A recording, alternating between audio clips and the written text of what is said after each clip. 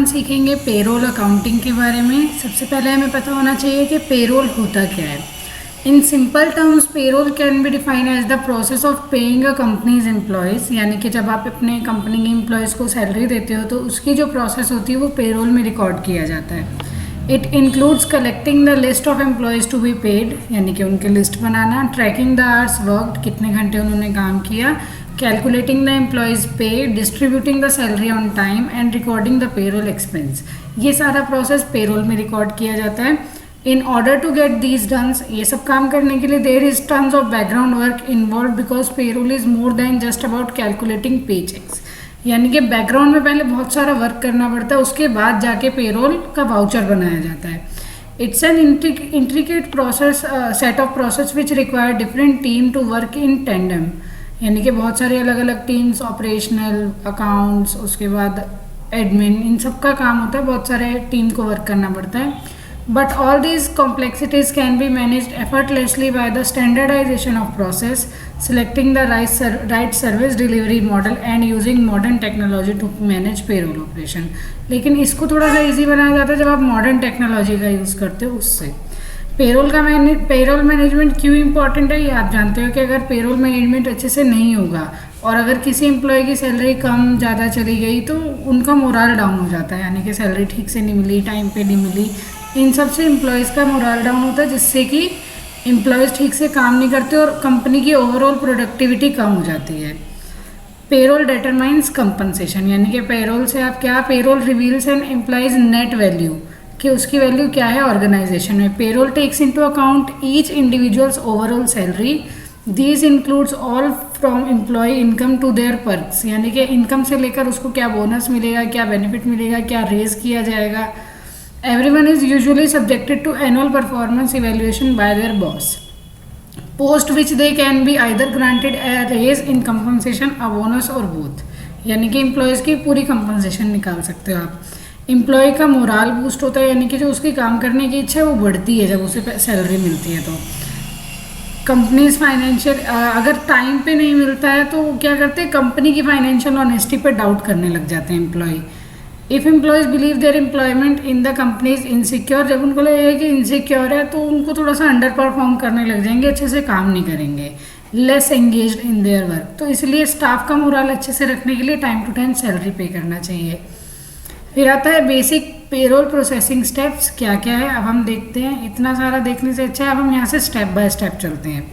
सबसे पहले हमें पेरोल एक्टिवेट करना है। मैंने यहाँ पे टैली में एक नई कंपनी बनाई है जो बिल्कुल खाली है, तो नई कंपनी में करवाना है। पहले ये आपको जाना है सबसे पहले F11 पे, उसके बाद आपको जाना है यहाँ से अकाउंटिंग फीचर्स पे, और अकाउंटिंग फीचर में यहाँ पे आपको पेरोल को एक्टिवेट करना है। पेरोल को यस करने के बाद आपको करना है कंट्रोल ए से एक्सेप्ट। अब यहाँ पे हमारे पास पेरोल इन्फो और पेरोल वाउचर्स आ गए हैं। तो हमारा सबसे पहले काम है पेरोल इन्फो में, यानी कि सबसे पहले हमने पेरोल एक्टिवेट कर लिया। अब हमें बनानी है सिंपल एंड कंपाउंड यूनिट्स। अब सिंपल यूनिट्स क्या होती है, जिसमें हम चीज़ों को नापेंगे यहाँ पे, और कंपाउंड यूनिट्स होते हैं जैसे एक दिन 8 घंटे का होता है तो वो कंपाउंड यूनिट है, दिन और घंटे सिंपल यूनिट्स हैं। तो यहाँ पे हम बनाएंगे सबसे पहले, यहाँ पे जाएंगे हम पेरोल इन्फो, यहाँ से जाएंगे हम यूनिट्स और यूनिट क्रिएट करेंगे। अभी आप देख रहे हो ऊपर सिंपल लिखा है, तो अभी हम सिंपल यूनिट क्रिएट करेंगे। सिंपल यूनिट में हमने लिखा डेज, एक्सेप्ट किया, आवर्स एक्सेप्ट किया, एंड मंथ्स। ये हमने 3 यूनिट्स क्रिएट कर लिए, जैसे कि हमने यहाँ पे कर रखे हैं।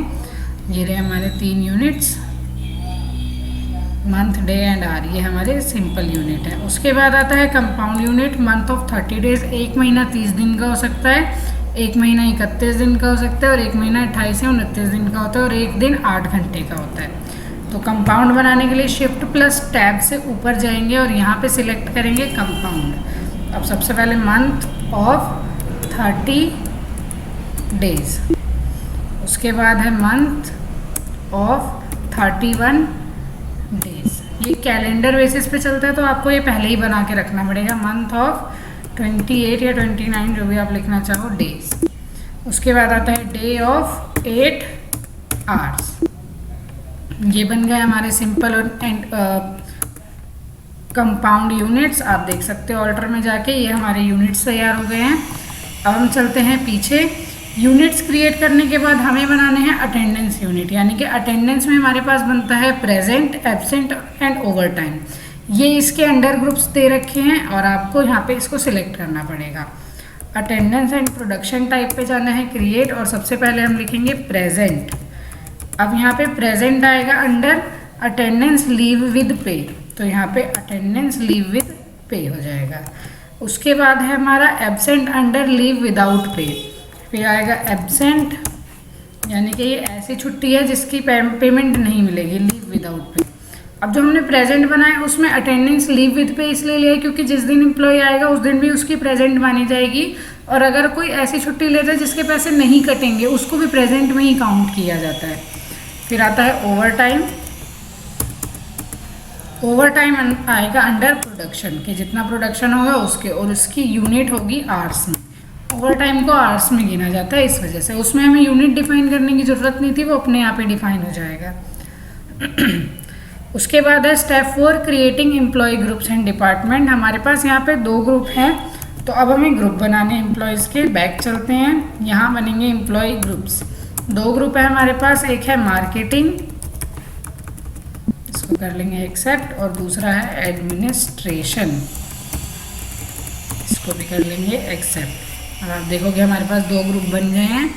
उसके बाद है हमारे पास ये एम्प्लॉय डिटेल्स। अब हमारे पास है एम्प्लॉय का नाम, डेजिग्नेशन, और वो कौन से ग्रुप में है। अब हम चलते हैं पीछे और यहाँ क्रिएट करेंगे हम एम्प्लॉयज़। सबसे पहले एम्प्लॉय का नाम है प्रियंका सिंह। अब हम यहाँ पे नाम लिखेंगे अंडर ग्रुप मार्केटिंग, और इसका जो एम्प्लॉय नंबर है वो हम डाल देते हैं 001। इसका डेजिग्नेशन है CEO। अब हमने इतना कर लिया एक्सेप्ट, कंट्रोल A से। अगला है राघव कुमार, ये है अंडर एडमिनिस्ट्रेशन, और ये है 002, और यहाँ हमने डाल दिया इसका डेजिग्नेशन, कंट्रोल A से किया एक्सेप्ट। उसके बाद है ज्योति शर्मा,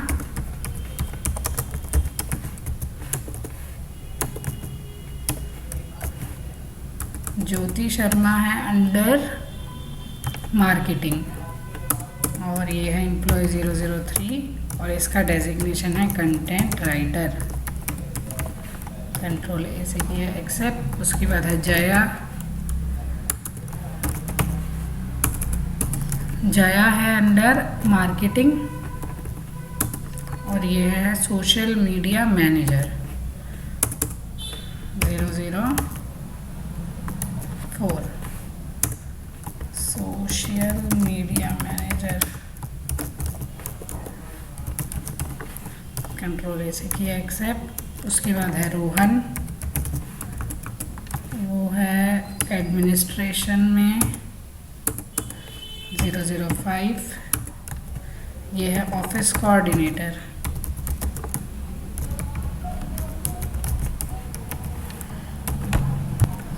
उसके बाद है रिया।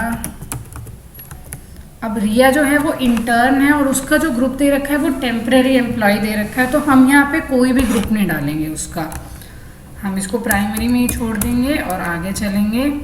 रिया का नंबर है 006, और इसका डेजिग्नेशन है इंटर्न, इसको किया एक्सेप्ट। उसके बाद है प्रिया, प्रिया है एडमिनिस्ट्रेशन में, ये है एडमिन हेड, और एम्प्लॉय नंबर है 007।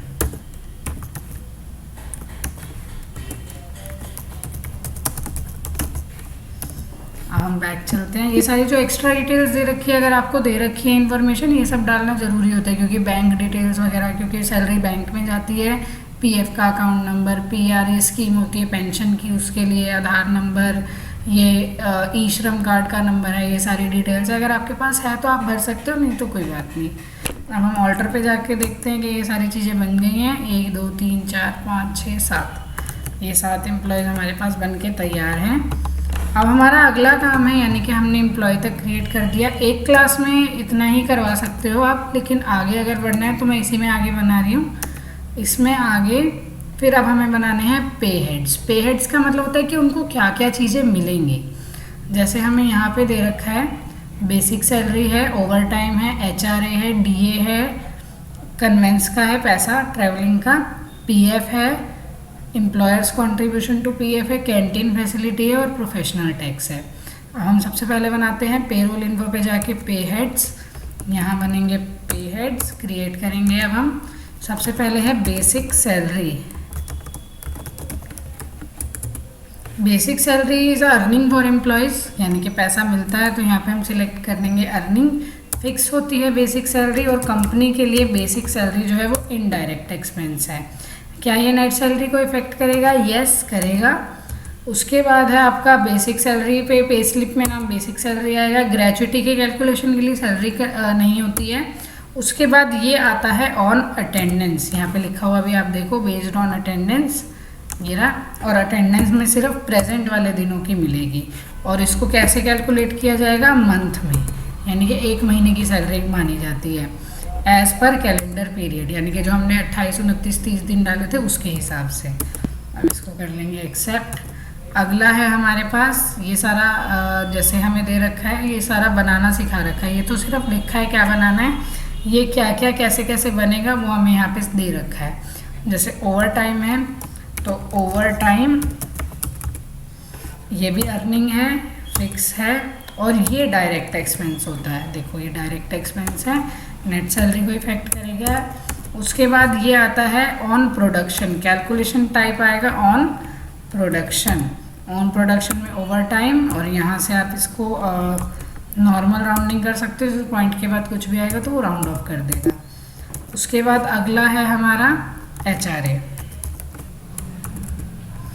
HRA भी इज अर्निंग फिक्स, एंड ये है इनडायरेक्ट एक्सपेंस।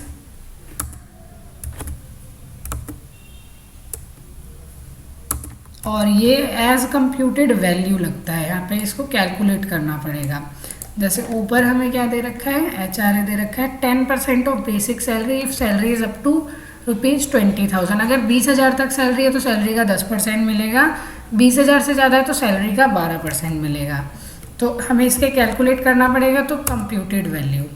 आगे बढ़ोगे आप तो यहाँ पे आएगा ऑन स्पेसिफाइड फार्मूला पे लगेगा, और ये लगेगा कि इस पे यहाँ से सिलेक्ट करना है बेसिक सैलरी, एंड करेंगे। अब यहाँ पे अप टू में आएगा, जैसे 20,000 तक सैलरी है तो परसेंटेज में मिलेगा 10%, और 20,000 से ऊपर कितनी भी हो आगे बढ़ा देंगे परसेंटेज, और यहाँ मिलेगा 12%। इसको कर लेंगे एक्सेप्ट। उसके बाद है हमारा DA। तो DA में भी हमें क्या दे रखा है, DA फिक्स है, मतलब फ्लैट रेट का मतलब होता है फिक्स। यहाँ पे ये फिक्स है, मंथली 2,000 रुपये मिलेंगे पर मंथ, लेकिन सिर्फ किसको? मार्केटिंग वालों को। तो यहाँ पे हम आगे चलते हैं, मार्केटिंग वालों को ही मिल रहा है DA, और इसका फिक्स रेट है। अर्निंग है, ये भी फिक्स होता है, और ये है इनडायरेक्ट एक्सपेंस। यहाँ पे ये फिक्स है तो हम सिलेक्ट करेंगे फ्लैट रेट। ये सैलरी पे डिपेंड नहीं करता है, एक ही बार मिलेगा, मंथ पे मिलेगा, और कर दिया इसको हमने एक्सेप्ट। अभी इसमें किसी में भी अमाउंट नहीं डालना है हमें। फिर आता है कन्वेंस अलाउंस, यानी कि जो आपका ट्रैवलिंग का खर्चा है वो डाल देते हैं हम इसमें।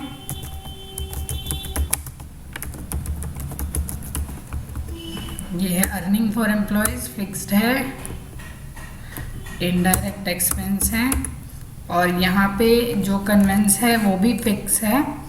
1,200 रुपये पर मंथ फॉर मार्केटिंग, ये सैलरी पे डिपेंड नहीं करता है, सभी को मिल रहा है, और 1,000 रुपये per month for administration. Flat rate है तो फ्लैट रेट और मंथली मिलेगा। आप एक बार पढ़ लोगे उसको तो पता चल जाएगा, सारी चीज़ें उसमें नीचे दे रखेंगे क्या क्या सिलेक्ट करना है।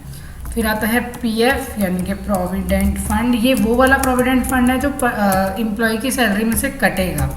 उसके बाद जो आता है वो है एम्प्लॉय को जो मतलब एम्प्लॉयर की तरफ से मिलता है। ये जो एम्प्लॉय स्टैच्यूटरी, ये जो है प्रोविडेंट फंड, ये है एम्प्लॉय स्टैच्यूटरी डिडक्शन। स्टैच्यूटरी का मतलब होता है संवैधानिक, यानी कि संविधान में लिखा है ये सैलरी में से कटेगा। Statutory deduction under current liabilities. Current liabilities इसलिए क्योंकि सैलरी में से काट तो रही है कंपनी, बट इसको अपने पास रख नहीं सकती, तो इसलिए ये कंपनी के लिए देनदारी है, वापस देना है एम्प्लॉय को। आगे बढ़ते हैं। ये अपने आप ही अब आगे बढ़ जाएगा। उसके बाद है ये मिलता है बेसिक सैलरी पे, तो ऑन स्पेसिफाइड फार्मूला तो मिलेगा ये 12% ऑफ बेसिक सैलरी। तो यहाँ सेलेक्ट करेंगे बेसिक सैलरी और स्लैब टाइप परसेंटेज 12, क्योंकि इस पर कोई सैलरी का बार नहीं है कि इतनी सैलरी है तो इतना परसेंट, ऐसा कुछ नहीं है, डायरेक्ट ही 12% मिल जाएगा। उसके बाद आता है एम्प्लॉयर्स कॉन्ट्रीब्यूशन टू पीएफ, यानी कि जो एम्प्लॉयर देगा अपने एम्प्लॉय को, ये आता है अंडर एम्प्लॉयर्स स्टैट्यूटरी कॉन्ट्रीब्यूशंस। ये कंपनी के लिए एक्सपेंस है इनडायरेक्ट। उसके बाद ये लगता है, ये भी स्पेसिफाइड फार्मूला पे बेसिक सैलरी का ही 12%, क्योंकि आपने सुना होगा ना पीएफ डबल होके मिलता है, तो 12% तो एम्प्लॉय की सैलरी में से कटता है और 12% ये एम्प्लॉयर्स कॉन्ट्रीब्यूशन होता है।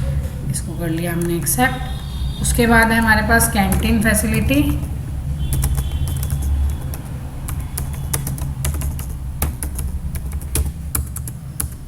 कैंटीन फैसिलिटी जो है वो हमारे लिए डिडक्शन है, सैलरी में से कट रहा है, 1500 रुपये per month for administration department. ये है हमारा इनडायरेक्ट एक्सपेंस। 1 मिनट आ रही हूँ।